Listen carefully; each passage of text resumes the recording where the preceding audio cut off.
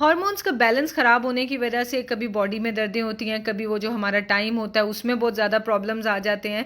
तो किसी भी किस्म का आपको नॉर्मल से हट के आपका मसला लग रहा है ना, तो आप यकीन करें कि ये दवाइयों से बहुत बेहतर ये सीड्स बार हैं जो मैं बनाती हूँ। 2 से 3 महीने खाएं और ख़ुद आप मुझे बताएंगे कि नौश हमारी तो प्रॉब्लम सॉल्व हो गए।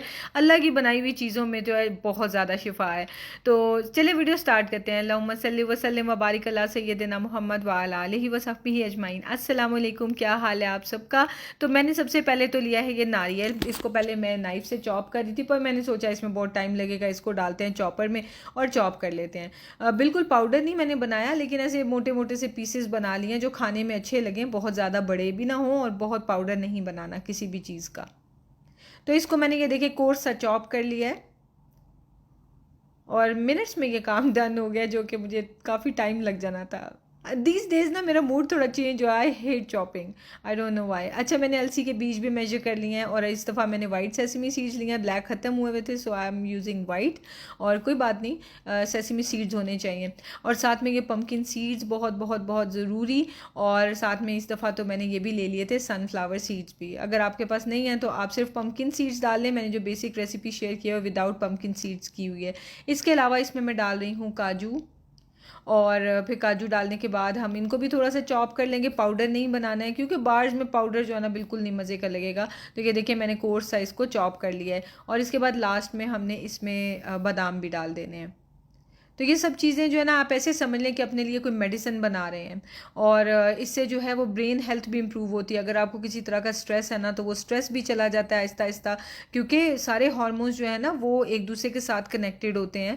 सब चीज़ें मैंने एक साथ ही डाल दी हैं और इसको बड़े ही हल्के फ्लेम पे, ऐसे समझ लें कि दम से थोड़ा सा ज़्यादा के हीट इस तक पहुंचे, लेकिन तेज़ फ्लेम हुआ तो जल्दी जल्दी ना सेसमी सीड्स और ये अलसी के बीज जो है ना फटाफट जल जाएंगे। तो हल्के फ्लेम पे आप इसको रोस्ट करें। अगर आप चाहें तो कोकोनट ऑयल की बजाय ना आप इसमें देसी घी भी डाल सकते हैं। लेकिन अब उससे क्या होगा कि हमने ये जब बार्स बनानी है तो इसको फ्रिज में रखना जरूरी है। चाहे कोकोनट ऑयल है चाहे देसी घी है, रूम टेम्परेचर पे तो वो भी ऐसे पतला सा हो जाएगा। तो आपकी ये बार्स बिल्कुल भी शेप होल्ड नहीं करेंगी, गिर जाएंगी, टूट जाएंगी, हाथ में पकड़ेंगे भुरभुर आ जाएंगी। इसलिए आपको फ्रिज में रखना है।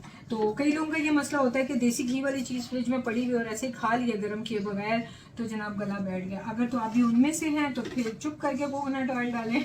और अगर आप कहेंगे मैं ऑलिव ऑयल डालूँ या कोई और कुकिंग ऑयल डालूँ या बटर डालूँ, तो नो। इसलिए कि ये इसको हमने सेट करना है और इसके अंदर वो चीज़ें होनी चाहिए जो ठंडा होने पे हार्ड हो जाती हैं, जैसे कि ऑयल, कोकोनट ऑयल है और देसी घी है।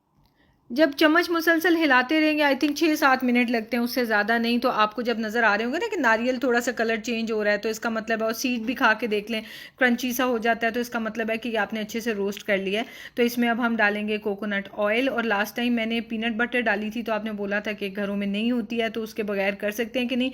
मैंने सोचा उसके बगैर ही बना के आपको दिखा देते हैं। तो पीनट बटर मैं नहीं डाल रही हूँ। हनी ज़रूर डालना, हनी में तो शिफा भी है। और हनी जो है ना वो वैसे भी जो वजह बताई है जिसलिए ये nuts and seeds bar use करनी है, उसके लिए बहुत बहुत इंपॉर्टेंट है। तो हनी आप स्किप नहीं कर सकते। तो अब आप ये देखिए मैंने इसको डाल के ना तो हल्की उसी आग पे मैंने करना शुरू किया। तो अभी ये सारा खुला खुला सा मिक्सचर लग रहा है। तो हनी जिस वक्त इवेपोरेट होना शुरू हुई ना, थिक होनी शुरू हुई, तो उस वक्त इतने मज़े का इसका रिजल्ट आया कि ये सारा एक दूसरे के साथ स्टिक करना शुरू हो गया।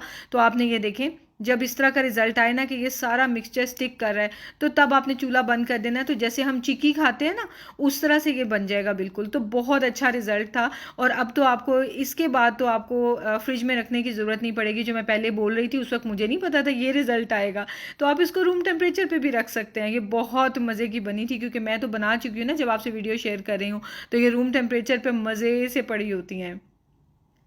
तो मैं ले आई हूँ ट्रे, इसके अंदर हम इसको सेट कर लेंगे। एक चीज़ और टिप याद रखनी है कि जब ये गरम गरम हम निकालेंगे उसी वक्त ही सेट करना है, क्योंकि हनी बहुत जल्दी जो है ना वो सेट होना शुरू हो गई थी। ज़रा सी आप देर लगाएंगे ना तो ये मोटा सा जो पहाड़ बना हुआ था ना नट्स का, ये इसी तरह ही सेट हो जाएगा।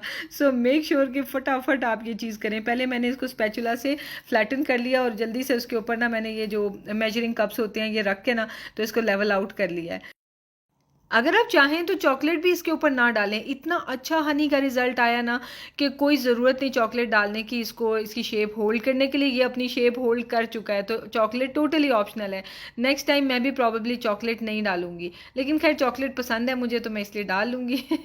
अच्छा, और इसके बाद मैंने इसके ऊपर ना नारियल डाल दिया, वो जो डेसिकेटेड कोकोनट नहीं होता जिसको नारियल पाउडर भी बोलते हैं, वो मेरे पास है तो मैंने वो इसके ऊपर डाल दिया जस्ट डेकोरेशन के लिए। मुझे तो लग रहा है इसका रिजल्ट बहुत बहुत अच्छा है। अब देखते हैं कैसा रिजल्ट है और उसके बाद बताते हैं।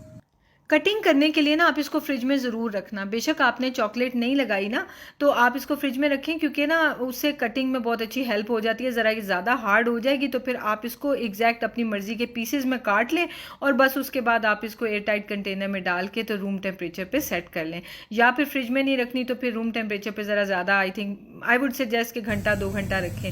तो ये देखें कितने कमाल के रिजल्ट्स आ रहे हैं। और मैंने तो डबल बैच बनाया है 2 कप का, तो आपको मैं 1 कप नट्स के हिसाब से रेसिपी दूंगी, जो पिछली बार दी थी ना वो दूंगी। तो ये देखें फाइनल रिजल्ट कितनी मज़े की लग रही हैं। और ये मैंने आपके लिए डेकोरेट करके ट्रे भी सेट की है।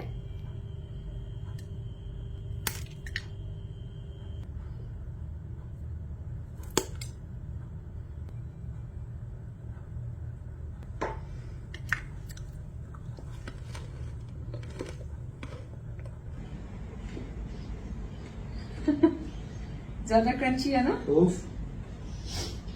This is so good. कसम से इतना मजे का है। बंदा कहते खाता जाए। मैं ट्रे खाली कर दूं अभी जो है। नहीं वो नहीं हो सकता। मैंने छुपा लेनी है। Very very nice, very very nice.